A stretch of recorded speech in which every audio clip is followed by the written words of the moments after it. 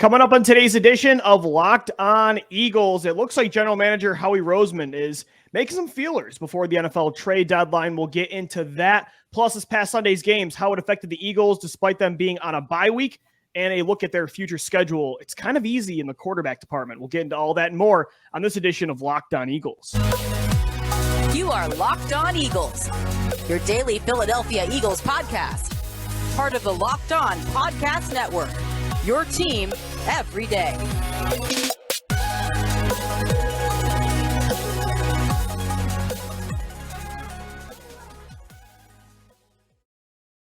We thank you so much for making Locked On Eagles your first listen each and every day. Welcome in, Eagles fans, to a Monday edition of the show. I'm Louis DiBiase. He's Gino Camilleri. You can find our podcast Monday through Friday on all podcast platforms, on YouTube as well, and on Twitter at Locked On Birds, at DiBiase LOE, and at GC24_football. Today's episode of Locked On Eagles is presented by Prize Picks. Prize Picks is daily fantasy made easy. Pick 2 to 5 players, and if they score more or less than their Prize Picks projection, you can win up to 10 times your money on your entry. First-time users can receive a 100% instant deposit match up to $100 with the promo code LOCKEDON. That's prizepicks.com, promo code LOCKEDON. Gino, the Eagles were on bye this week at 6-0. They're taking on the Pittsburgh Steelers next week. We'll get into how Sunday's games impacted the Birds, but although the players were taking a much-needed break off, Nick Sirianni as well, and the Eagles head coaching staff, General Manager Howie Roseman is hard at work, working the phones. The NFL trade deadline is next week, November 1st, which is Tuesday. And it sounded like he was talking to the Carolina Panthers, maybe made some feelers on Brian Burns' availability, Christian McCaffrey before he was traded to the San Francisco 49ers. Shouldn't be fully surprised how he is working the phones. He does that more than anybody, even just to gauge, how the market is looking right now. But I like that he's aggressive and kind of going for it with this window they have. This week always is sentimental to me because I remember being in college towards the end of my years there, studying for my master's degree. And the thing that was getting me through was focusing on the Eagles in these years that weren't great. And the big thing was could they get somebody at the trade deadline, spice it up a little bit? So I remember going back to 2015 where Chip Kelly was interested in Torrey Smith. There were rumors that they wanted to trade for Alshon Jeffrey. And funny enough, those guys end up in Philadelphia. Yeah. Then they trade for Jay Ajayi in 2017. Golden and that really next year. Yeah, Golden Tate. That spurned year after year where they were adding talent at the trade deadline to help improve their roster by giving away future assets, which kind of came back to bite them a little bit in the way of Golden Tate, and Jay Ajayi worked out a little better. But when you look at it now with all of the ammunition the Eagles have and this changed paradigm that Howie Roseman has gone through, where if he is going to use draft picks, they're going to be for the A.J. Browns of the world. I've said this multiple times. They're going to use those high picks for players that are still on their first contract, potentially on a team that is looking to re-up and rebuild with a new influx of head coach, potentially general manager, and they want to bring in all these draft picks. Well, the Eagles still have 3 firsts over the next 2 years. They have 3 seconds over the next 2 years. They're only going to continue to add draft picks. So calling a team like Carolina that that this season's done. They're tanking. They're trying to go get their quarterback next year. They so badly need one. Brian Burns, is he that instrumental and a pillar in Carolina where they wouldn't part with him, or would they be willing to with a Khalil Mack-like deal that the Raiders made all those years ago where they give up 2 firsts? But unlike the Raiders, the Eagles still have enough ammunition to make that move work where you would be adding a player where you probably are taking a top 5 pick at the edge next year. Brian Burns is worth all the money in the world. And he's 24. I agree. And that's why I can't believe the Panthers are even taking calls. I know they're rebuilding, but a huge part of the rebuild you'd have to give me 4 firsts. That's what I'm saying. It's I know they're rebuilding, but isn't a part of a rebuild a 24-year-old elite edge rusher on a rookie contract? That makes no sense to me why but it does sound like they want the farm or nothing for Burns because per reports, they're looking for at least 2 first-round draft picks. I'd be very interested if I were the Eagles and Burns. Obviously, you make the call for him even McCaffrey, like, I don't think they need a running back by any means, and especially a guy in that contract with Miles Sanders is 4th this year in rushing. Jalen Hurts, the impact he has for running backs in this offensive line. I'm not giving up what the Niners did for C-Mac, but it's cool to know that Howie, even there, like, if the Panthers would have gave up McCaffrey for a 4th-round pick, I mean, you move him out into the slot at times. You can rotate him and Miles Sanders. I just like the mindset of Howie Roseman saying, I'll add Christian McCaffrey for the right price. I'll add Brian Burns for the right price. Do I need these guys? No, I've got Josh Sweat on a long-term contract. I've got Hassan Riddick, who's young, on a long-term contract. Brandon Graham's still playing really good football right now. They don't need any of these guys. And so I just like that Howie has this balance of it's aggression, but as we've said in the show before, it's controlled aggression. He's not going to give up the farm for a player that's not going to help him both now and in the long term, because their roster really, I would love to add these guys, and who knows, maybe they'll add a Robert Quinn or somebody this year before next Tuesday, but I'm okay too, Gino, if they don't do anything. I think this roster is loaded as it is, but I can't wait to find out this week if, Howie keeps working the phones. That's the thing. I'm confident in this roster. Yeah. Even with 2017, we were confident, but it's like, hey, you could get Jay Ajayi for a year and a half on a rental for a 4th-round pick. And if his knees didn't give out, he would have been there longer than, a year. Oh, definitely. And the Golden Tate thing, I mean, you could say how much it was with Mike Groh there as offensive coordinator. Like, would he have been better if he came to Nick Sirianni's offense? I believe so. I think Shane Steichen and him could have gotten him in there. But I look at it, Lou, and I kind of laugh a little bit saying, like you just said, I love that Howie Roseman is calling on these guys. Until he got A.J. Brown and CGJ, the thing was, Howie always calls, but he never gets those guys. Well, he's getting those guys now, and he always says, we are calling. We are trying to see if everybody's available. That's what our job is. And he's not Les Snead. He's never going to be the guy that gives up his whole year's worth of draft picks. So he is always going to Chris Ballard, who killed that franchise. But you're right, though. I mean, how many for years it was like the Eagles were tied to this star and this star and this star, and they would never do it. This year, though, Howie has been even more aggressive than he has in years past. Definitely. It just makes more sense, though, for the long term, too. A.J. Brown's, 24 years old. Chauncey Gardner-Johnson's a young player still on his rookie deal. It's just the moves are less like Golden Tate, where these aren't rental moves. Mm-hmm. And that's what you have to focus on as well. I still believe, though, at the trade deadline, they would be open to a rental type move. You mentioned Robert Quinn. I think that would be an excellent addition. Maybe even Yannick Ngakoue from the Indianapolis Colts. They're a team that they're now playing Sam Ehlinger at quarterback. They clearly have no direction this season. They're probably trying to acquire as many assets as possible. Yannick would be a great person to add to that rotation. Robert Quinn has been an excellent edge rusher in this league forever. Chris Long always talks about how instrumental Robert was when he was playing in St. Louis to help Chris Long develop. And Robert Quinn feels like he's 47 years old. He's only 32. Which is crazy to me. Feels like he's been in the league for centuries. It seriously does. But I think the Eagles are open to any opportunity. Optionality was everything with Howie Roseman when he acquired those picks the last couple of years. I will say this, though, Lou.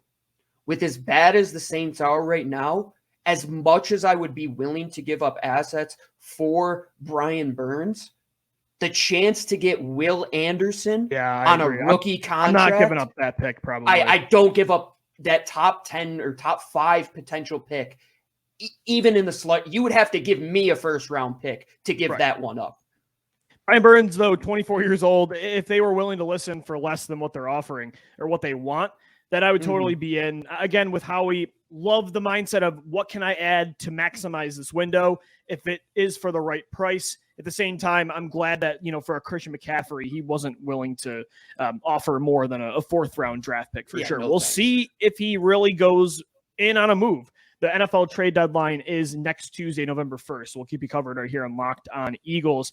The Eagles have a game to worry about this week against the Pittsburgh Steelers. And, Gino, overall, you look at their next month of games. coming out of the bye week, it's not too hard when it comes to the opposing quarterbacks they got to take on. We'll take a look at that coming up next right here on Locked On Eagles. And guys, today's show is sponsored by Prediction Strike. It's the world's first sports stock market. This is awesome. You can now invest in professional athletes just like stocks. It's a lower risk alternative to sports betting, and athlete prices move based on performance and supply and demand. So, for instance, if you invested in Jalen Hurts last year, you'd be up 48.2%, right? Rashad Penny is up 154%. Kyle Pitts, he's down 44.12% after struggling to start the year. Tons of other options for you to look at with Prediction Strike. All athletes benefit too and are entitled to a percentage of their market cap, unlike sports betting companies. 2.5% trade fees, lowest in real money sports. You can invest in 4 sports, not just the NFL, but UFC, the NBA, and MLB as well. Everyone knows you should be investing, but why not invest in what you actually know as a football fanatic? Download the Prediction Strike app and use the promo code LOCKED. That's LOCKED for a free share when you sign up and make a first deposit of $20 or more. That's promo code LOCKED for a special one-time giveaway. Prediction Strike will choose one person who signs up with the code LOCKED and makes a deposit to win 100 free random shares. That could be worth up to $3,000 if you get lucky and receive Josh Allen shares. Invest in what you know on Prediction Strike, the stock market for sports.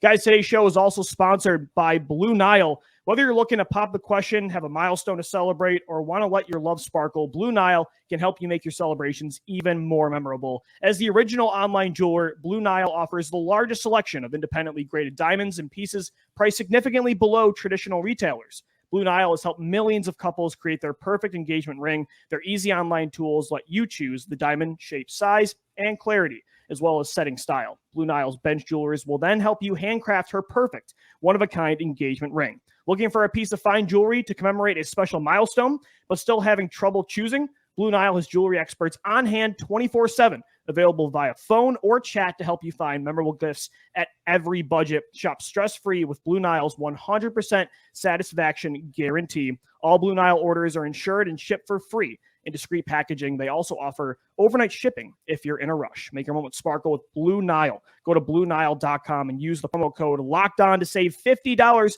on your purchase of $500 or more. That's BlueNile.com, promo code LOCKEDON.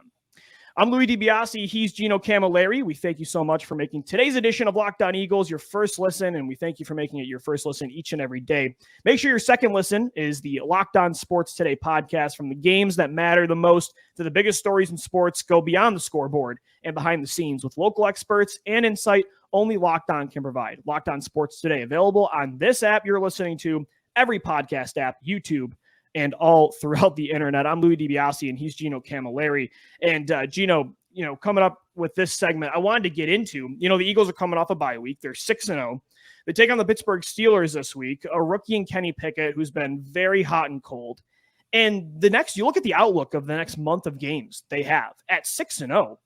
Man, in a month, they could be looking at 10-0.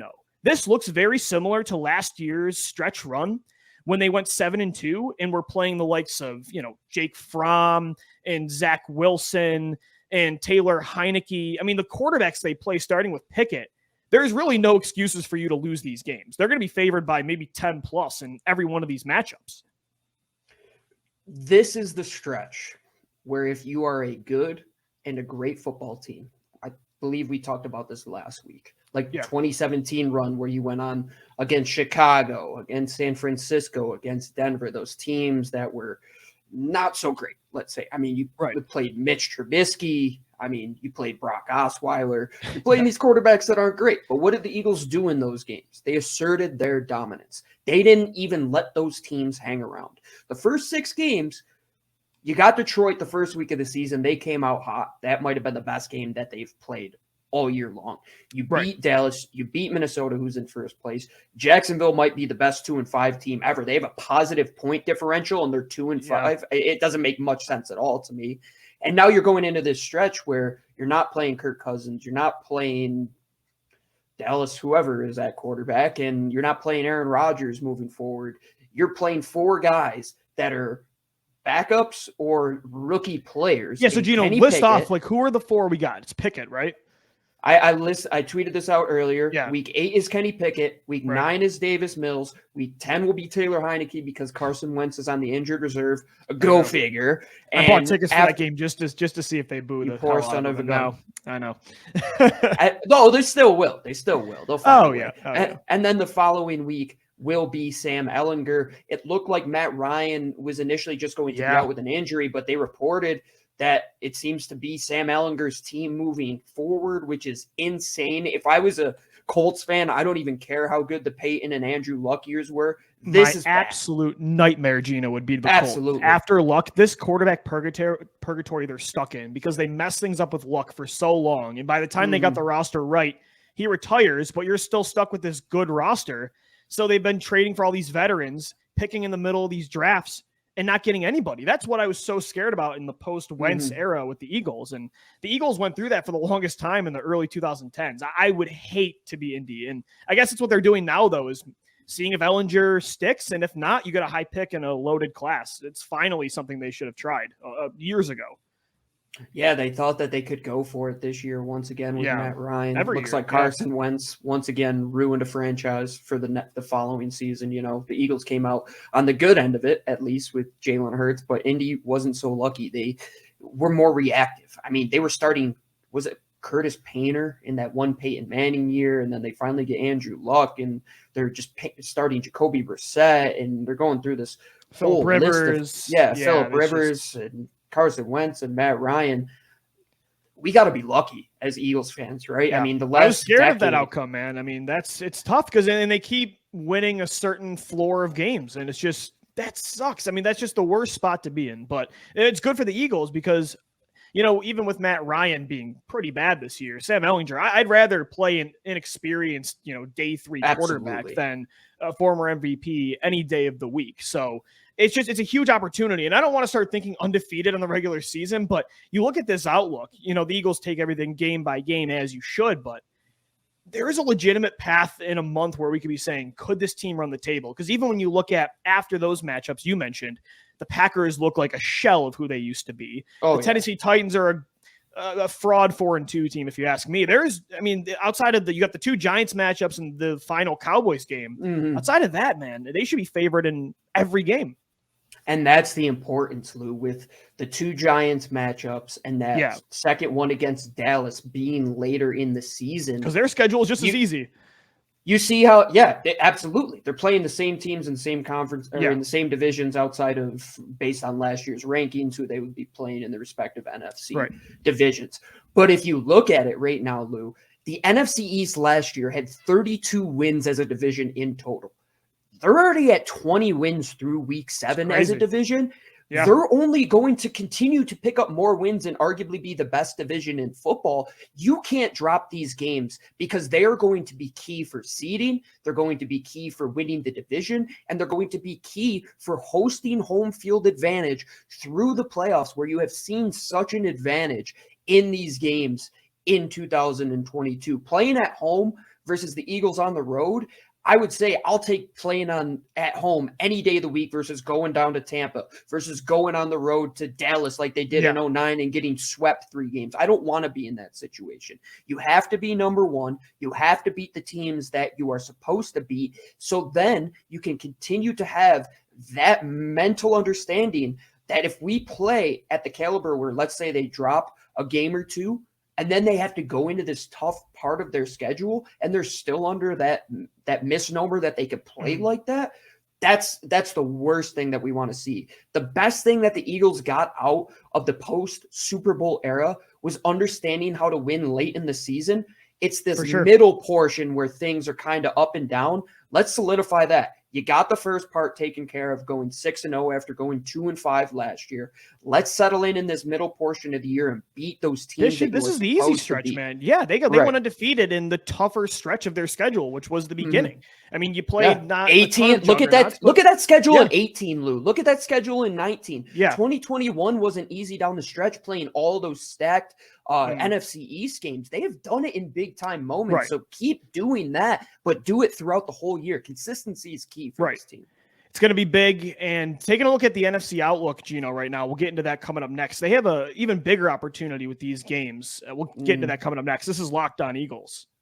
But before that, we have a message from our friends over at Prize Picks. Prize Picks is daily fantasy where you can place entries on any player that you want in the NFL, MLB, NBA, whatever league that you want, women's college basketball, soccer, WNBA, esports, NASCAR, tennis. So how does this work? You pick 2 to 5 players, and all you have to do is say, are they going to score more or less than their Prize Picks projection? You could win up to 10 times your money on any entry. You're not competing against anybody. You're not playing fantasy football against your friends. Daily fantasy, you're playing against hundreds of thousands of people. You're just competing against yourself. So if you're sitting there on a Sunday, you want to bet some Eagles football, go to prizepicks.com today and sign up for your daily fantasy sports. First-time users can receive 100% instant deposit match on $100 with the promo code LOCKDOWN. So what does that mean? That means if you put in $100, you're going to get $100 in additional money to put on your prize pick selections. Say you do 50, you'll get 50, 25, 25, so on and so forth. Don't forget to enter the promo code LOCKDOWN. That's LOCKEDON at sign up for an instant deposit match up to $100. This is Locked On Eagles. I'm Louis DiBiase. He's Gino Camilleri. The Eagles coming off their bye week. They're 6-0, and they take on the Pittsburgh Steelers this Sunday at Lincoln Financial Field. The last time Pittsburgh was at the Link, it was 2016, and that was the last time they had started a season before this, at least 3-0. Carson Wentz is a rookie. I got a stat, Lou. Yeah. I got a stat for you. Yeah, let's do it. The last time that they were here, yeah, they got the win. The Eagles did. Yep. The time before that, they got the win in Lincoln Financial Field. The last time they played in Lincoln Financial Field before that, in 97, they also got a win as well. So since 2000, it has gone win for the Eagles, loss for the Eagles, win for the Eagles, loss for the Eagles, win for the Eagles. The last one was a loss. So they win at the Link and lose at Heinz Field, basically. Exactly. That's essentially the only time they won at Heinz Field was back in 2000, where they won 26-23 in overtime. So it's been quite some time. I remember that. Yeah, absolutely. And so, Gino, it's a big opportunity we talked about. They do not play a lot of great quarterbacks this next month. They could be looking at a 10-0, 11-0 record before some of these tougher matchups with Green Bay and Tennessee and the Giants and the Cowboys again. And you look at this past slate of games on Sunday, and I know it's not great that the Cowboys won again. The Giants keep winning. They're legitimate threats in this division. They're not total frauds. They have an easy schedule just like the Eagles. The Eagles have to keep pace and stay above both of those teams. But I think you look at how Sunday went across the NFC landscape, and I think it was a good revelation for the Eagles, because although the Cowboys and Giants are way better than I thought they were going to be this year, maybe more the Giants than Dallas, I'm still not as concerned about them in the NFC playoffs as if the Rams figured things out, the Buccaneers eventually figured things out, if the Packers figured things out. Like, yes, those teams look worse in Dallas and New York right now, but I still would rather see the Giants and Cowboys in the playoffs than those other teams. And so it's huge to see those other squads like Brady and Tampa and Rodgers and Green Bay still struggling, because, the Eagles already showed they can succeed against Dallas and what they do best on defense. And the Giants are a good team. They're very well coached. They're very good late in games, but they're very much like the 2021 Eagles, where they're still a ways away and they're not nearly as talented as Philly. So I'm still more concerned about the teams outside of the East. So to see that they're all still a shell of who they were in years past, like last year with Tampa, the Eagles weren't even close to Tampa. Right now, the Buccaneers just got killed by the Panthers.